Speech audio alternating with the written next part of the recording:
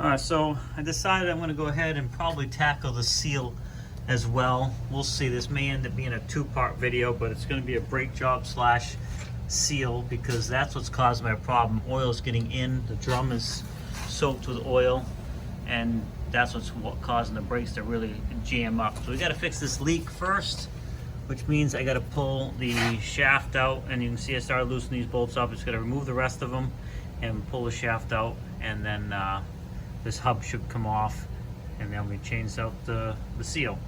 So that's what we're working on next. All right, so I get ready to take the last two bolts out here, but it's a good idea. It should go back in many different positions, but it doesn't hurt to make a mark on here, so when you put it back, you can just line it back up. Go ahead and put a catch pan under here because you're going to lose some of your rear end fluid. Make sure you're prepared for that. Last bolt's out. And you're just going to go ahead and pull out your axle shaft here. Longer than I thought it was. Well, it's getting all the way to the rear end. And you got to find a place to put it. Should have put the tailgate down on the truck. After having some wrong parts provided by the auto store, I think we got the right stuff now. Well, at least we hope. We're going to get back to getting this wheel seal replaced. So the first thing you want to do once you have that all off is you got this little lock thing here. I've already had it out, but just want to get behind it, gently pull it out, and you want to save that because you're going to use this to put it back in to hold that nut into position. Next thing you got to do is pull this retaining nut off. Now there's a bearings rim behind here, and I will say this is the third tool, that's why I got the plastic on it, that they provided and have told me I have the right one, and I'm not convinced it's the right size yet either. Like I said, I'm not convinced. I thought it was 2.5, so I just did a quick measurement. They told me at one auto store it was 2 3/8. That was way too small. Then they thought maybe it's 2 9/16, and I went to another auto store. They said also it's 2 9/16. So that's what I have here now. 2.5 is still too small, and 2 9/16 is too big.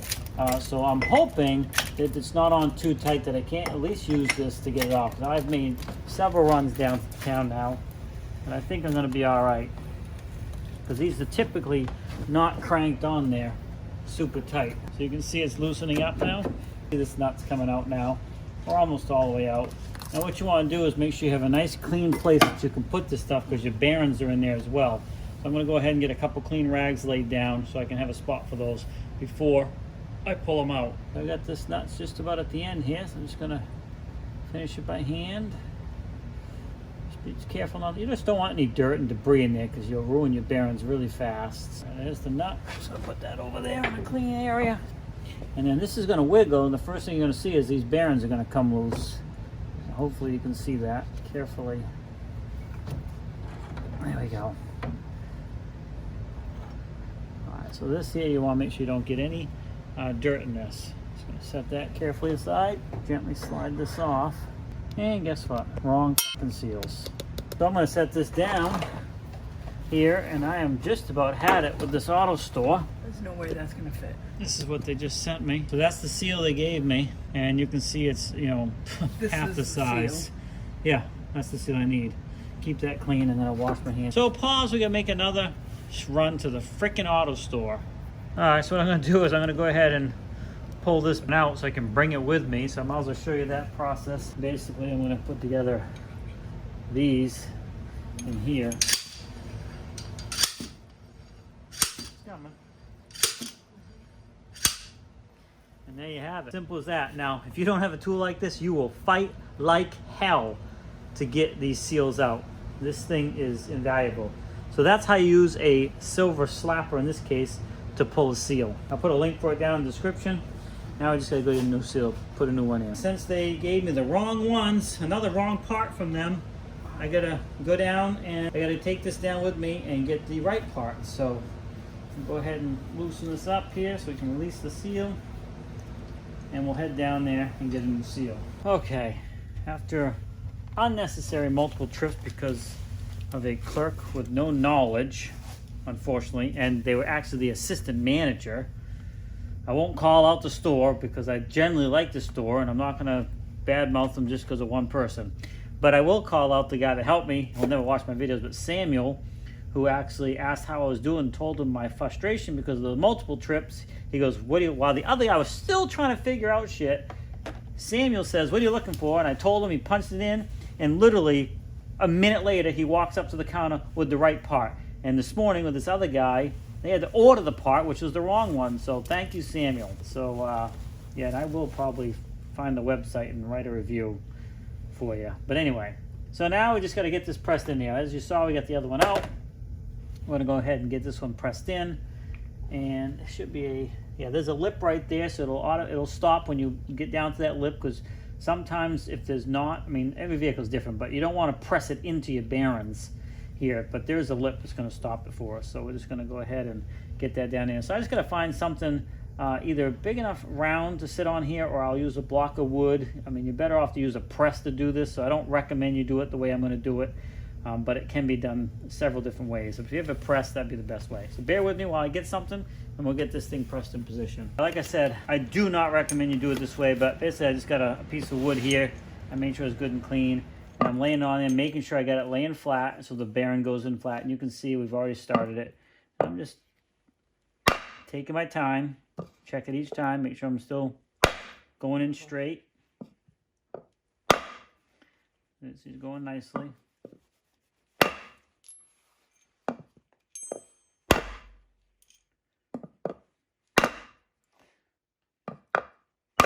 Really, that's it. It's going to clean up, and bearing still turns freely. That should do it. Now we're just going to reassemble this thing. So you can see I'm just going to clean this thing up a little bit. Get some of the grease and oil off, so it's not, try not to get any inside, of course, but any of the cleaner.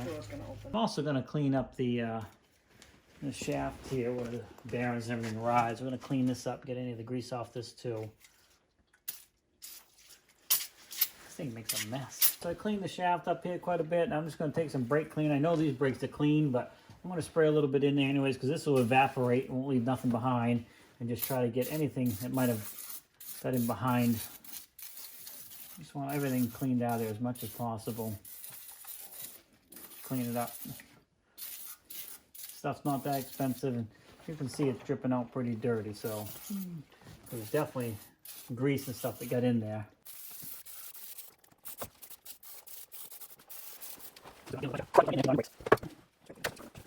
Part you want to make sure is really good and clean is here and here, because that's where your bearings ride.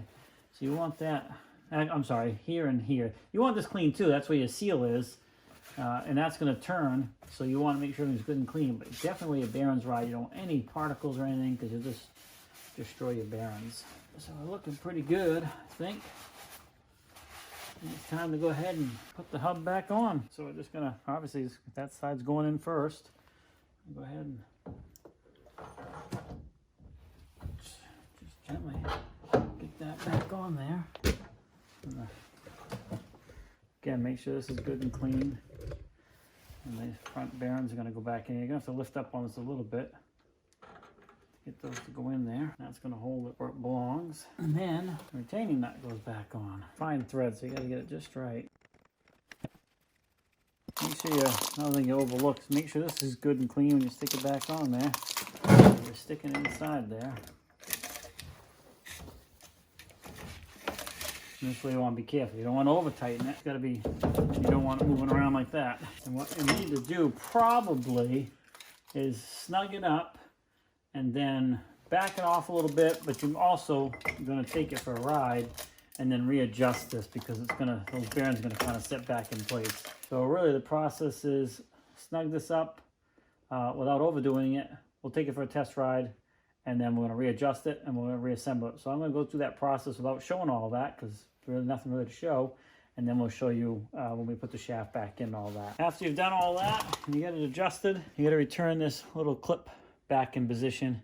And it basically just bites into like a soft area of the nut there and stops it from backing off. And you got your little groove here, and we're going to tap that back on. If I can find my ball peen here behind you.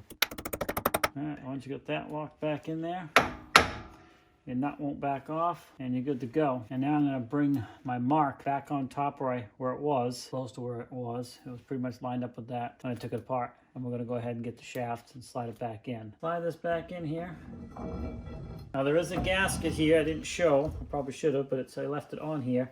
I'm choosing to leave this in position because I already had to take this out for a test spin, as I told you, and adjust it. And I'm just using the original gasket one more time in case I have to make another adjustment. And once I know we're good after I drive this for a couple weeks, I'll put a new gasket on here as well. And I'm just looking for my mark on this, which it looks like it's right there. It's not going to just slide in. You're going to have to, basically what you got to do, because the length of this is tipping down at that end, you're going to have to push down on this a little bit to bring that other end up to get it in the spline where it needs to go. And we're very close right there, so what I'm going to do is just turn this because we're about where we need to be. And you're just going to go ahead and put your nuts back in. You want to make sure your gasket's lined up, which it's not. There we go. I don't know how much you can see of this. So I got one bolt started here, right there. I'm going to get another one started on the opposite side just so I can get that gasket lined up properly. I won't tighten any of these until I get them all at least started, because that gasket has a little bit of wiggle room there, and if you tighten any of them up and it's not quite exactly lined up, then you end up running into problems getting the rest of them. So we're just going to go ahead and finish getting all these bolts in there and started, and then we'll tighten everything up. We'll be able to put our wheel back on. So what started out to be just a brake job video, I think I'm going to break this into two videos, one for the brake job and one for this wheel seal. Otherwise I'll end up just too long of a video. So if it's a little messed up, I apologize, because I was doing this all at the same time, and as you probably heard on somewhere in this video, I got multiple wrong parts from the auto store. So I jumped around on what I was working on, went to the other side, kind of all over the place. I'll do my best to break the videos up properly so it makes sense when you watch the two. So if you're watching this one, it's probably the seal video, but there was also a brake video that started this whole project. Because when I stepped on the brake, this tire was locking up tight, and I originally had thought that my shoes were worn down so far that the metal rivets were catching the drum. That ended up not being the case. What had happened was the seal went bad, and I had grease all over my shoes. So that was the real problem. But I went ahead and replaced the shoes anyway because they were due, and what the heck. I had it apart, might as well do it. We got all these started now. We're just going to get them all tightened up. All right, I'll finish this up and then we'll turn you back on when we get closer to the end. We're wrapping it up here. We got everything all tightened down. Now, there are probably torque specs to this. I'm not getting into any of that, so if that's something you're interested in, I do apologize. So this is just an entertainment video. Definitely seek professional advice or get a professional to do this for you if you don't think you can do it yourself. But anything on your vehicle has torque specs, and I've had many people come in the past, oh, why didn't you torque it down, blah, blah, blah. Well, yeah, you could do it that way, and you probably should, but I'm not gonna. So feel free to comment. That's fine with me. As I said, this is entertainment video, and sometimes these little tips can help people out without all the technical stuff that some people really enjoy talking about and really, I don't know, expressing their knowledge of sometimes useless stuff. Not that torquing stuff down is useless, don't get me wrong. But anyway, it's all back together. All we're going to do now is put the hub back on, put the wheels back on, and we're good to go. And what I'll do is I'll probably drive this for a couple weeks, and then I will take this back apart and check it.